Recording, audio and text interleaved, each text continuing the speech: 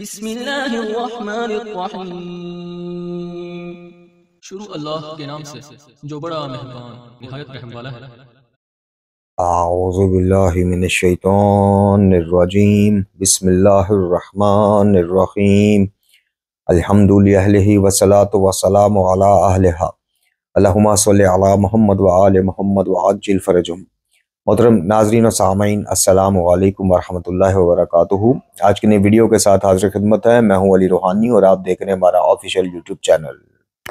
آغاز ویڈیو میں حسب سابق آپ سب سے اپنی صحت کے لیے، اپنے اہل خانہ اور تمام اہل ایمان میں سے جو مریضان ہیں ان کی صحت کے لیے دعائے صحت کی التماس، اور جنہوں ان میں سے جو محدین اور محبان قرآن و اہل بیت دنیا سے جا چکے ہیں ان کے لیے دعائے مغفرت کی التماس ہے۔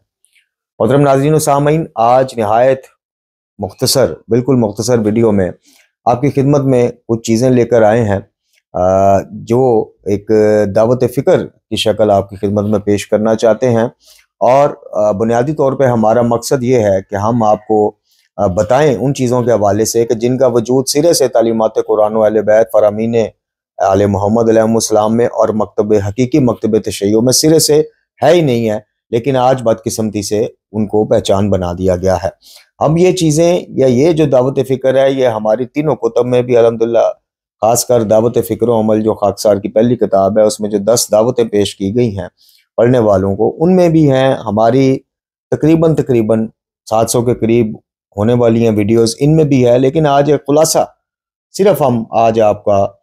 کا جو تعارف ہے وہ ان چیزوں سے کروائیں گے یاد دہانی کے لیے یا نئے دیکھنے والوں کے لیے کہ تلاش کیجئے، تھوڑی سی محنت کیجئے، تھوڑی سی تحقیق کیجئے اپنے دنیاوی معاملات اور دنیاوی پڑھائی کے لیے، جہاں ہم اتنا وقت لگاتے ہیں اور اتنا مال بھی خرچ کرتے ہیں، وہیں پہ اپنے اخروی معاملات کے لیے، اپنے عقائد کے معاملات کے لیے بھی تھوڑی سی زحمت کیا کریں، تحقیق کیا کریں، بات کو پرکھا کریں۔ ہر معاملے کو، ہر عقیدے کو، ہر رسم کو من و عن قبول کر لینا یہ مومن کا شیوا نہیں ہے،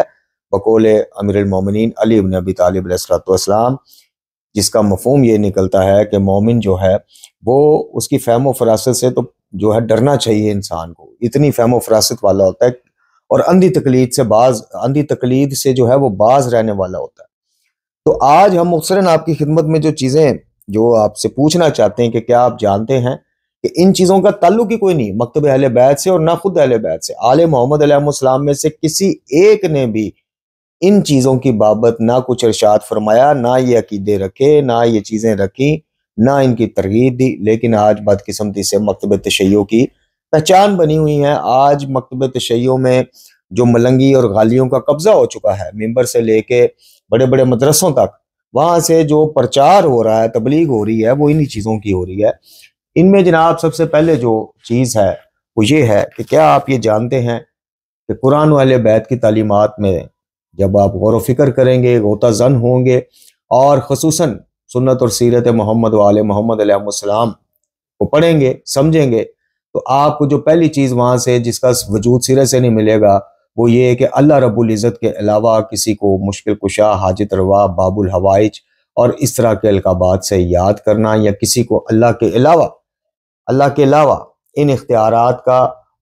حامل سمجھنا یا ان چیزوں کا کرنے والا سمجھنا، یہ آپ کو آل محمد علیہ السلام کے کسی ایک امام سے بھی نہ ایسی کوئی تعلیم ملے گی، نہ ترغیب ملے گی۔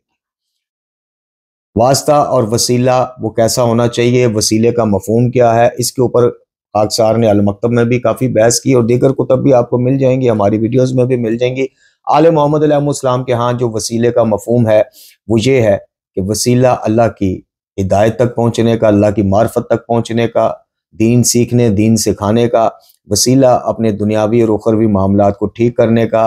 اور یہ وہ وسیلہ ہے جس کا خود مولا علی علیہ السلام نے بھی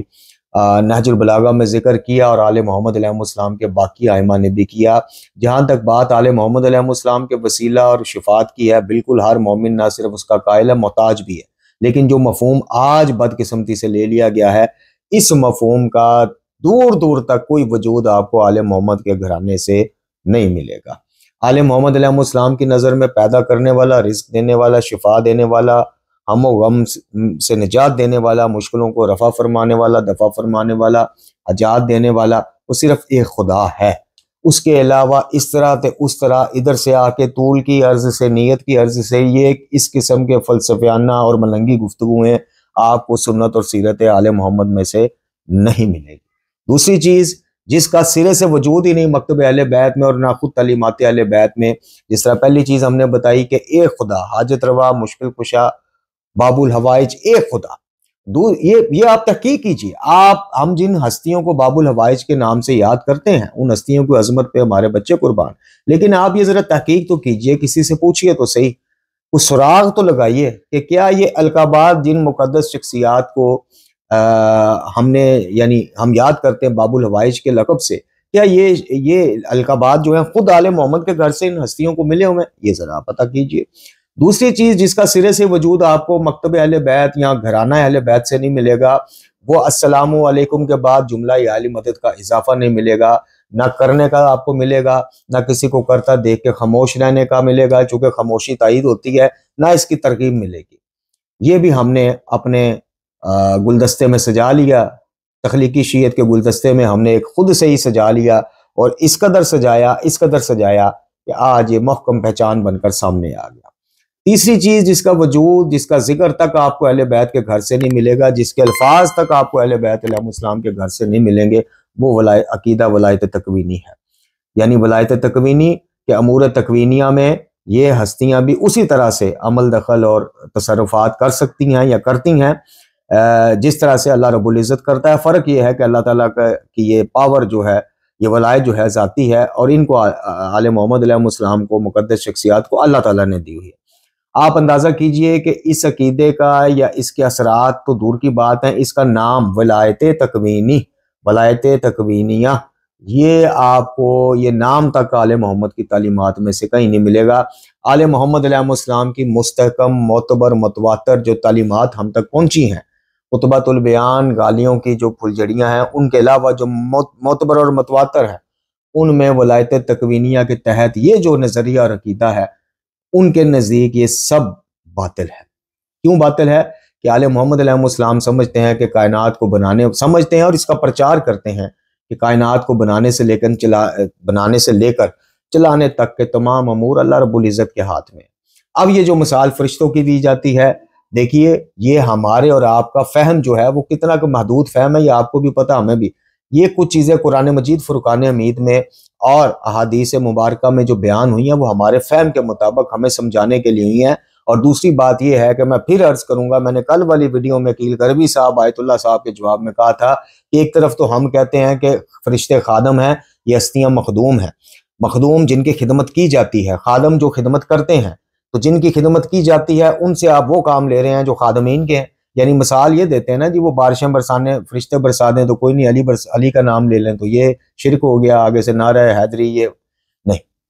یہ آپ کے دل بلانے کو غالب یہ خیال، اچھا آپ اپنا دل بلاتے جائیں، آل محمد کے گھر سے آپ کو ولایت تکوینیہ، امور تکوینیہ، اللہ رب العزت کے علاوہ کائنات میں تصرفات، اس قسم کا کوئی عقیدہ، کوئی بحث، کوئی نظریہ آل محمد سے نہیں ملے۔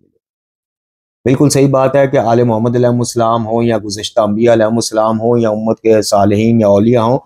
اللہ تعالیٰ ان کے ہاتھوں کرامات بھی ظاہر کرتا ہے، انبیاء کے ہاتھوں معجزات اور آل محمد علیہ السلام کے ہاتھوں کئی معجزات، لیکن اس کا یہ وہ نئی نظریہ بن جاتا کہ جب چاہے کوئی بھی بندہ مطلب مقدس شخصیات میں سے کوئی بھی شخصیت اٹھ کے اللہ رب العزت کی طرح کائنات، یہ ہمیں اس میں کوئی وہ ہم نہیں ہے، ہمیں آل محمد علیہ السلام سے اس عقیدے کی تصدیق نہیں ملتی۔ اچھا جی، چوتھی چیز جو آل محمد علیہ السلام کے گھر میں جس کا دور دور تک کوئی نام و نشان تک آپ کو نہیں ملے گا، بلکہ اس کو بھی آل محمد علیہ السلام کے سامنے اگر پیش کیا جائے تو فوراً باطل کی تصدیق ہوگی کہ یہ عقیدہ باطل ہے۔ وہ یہ ہے کہ آل محمد علیہ السلام کے زیر استعمال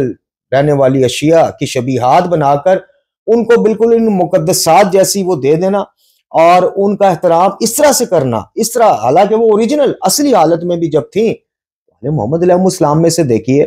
کسی نے اس وفادار زلجنا کو آل محمد علیہ السلام کے صحاب میں سے، یعنی یہ وہی زلجنا تھا جو رسول اللہ صلی اللہ علیہ وآلہ وسلم خاتم الانبیاء سید و سردار کے زیر استعمال، تو کسی نے ان کو چوما ہو، ان کے نیچے سے گزرے ہوں، ان سے براہ راست کو مخاطب کیا ہو؟ تو یہ جو آج ہم میں اس رائت شیعت میں چیز آ گئی ہے کہ جھولا شہزادہ علی اصغر علیہ السلام سرکار سے براہ راست منتیں مانگنی، وہاں پہ لڈو رکھنے یا سیب رکھنے اٹھانے، اس طرح کی منتوں مرادوں یا شبیہات سے کلام کرنا، یا شبیہات کو پھول اور ہار اور چادریں پہنا کر ایک بالکل مقدس اس کی وہ یہ آل محمد علیہ السلام کی سنت اور سیرت سے آپ کو اس چیز کا بالکل وجود نہیں ملے گا۔ اور پانچویں چیز اور آج کی آخری چیز، انشاءاللہ یہ مختصر ویڈیو کا اس طرح سے بھی تبلیغ کا ایک سلسلہ ہم جاری رکھیں گے جس میں بالکل ہم آپ کو متنبع کریں گے، متوجہ کریں گے، اور ثبوت بازمہ مدعی ہوتا ہے، جو مدعی ہے کہ نہیں جی آل محمد علیہ السلام کی سنت اور سیرت سے چیزیں ثابت ہے، ثبوت انہوں نے آپ کو دینا ہے۔ ہم تو آپ کو دعوت دے سکتے کہ جائیے ذرا تحقیق تو کیجئے کہ کیا یہ چیزیں ان کے گھر سے، ان کی تعلیمات سے ثابت بھی ہیں۔ پانچویں اور آج کی آخری چیز جو ہم آپ کو جس طرح متوجہ کرنا چاہتے ہیں کہ جس کا سیرے سے کوئی وجود آل محمد علیہ السلام کے گھر سے نہیں ملتا، وہ یہ نہیں ملتا کہ اللہ رب العزت کے علاوہ کسی بھی غیر اللہ کے نام کی نظر یا نیاز کا اہتمام کرنا۔ آپ اس کا ثواب منسوب کر سکتے ہیں، اصالِ ثواب کی نیت سے وہ دسترخوان منسوب کر سکتے ہیں، وہ مسجد منسوب کر سکتے ہیں، وہ کوئی بھی نیک عمل صالحہ منسوب کر سکتے ہیں، کوئی نل کا فلٹر لگواتے ہیں، نل کا وہ منسوب، لیکن اللہ کے علاوہ کسی غیر اللہ کے نام کا دسترخوان، نظر، نیاز، کوئی بھی نیکی کا عنوان نہیں مل سکتا، بلکہ یہ ایسا کرنے والا کیا کہنا چاہیے، اب غلطی سے کہہ لیں یا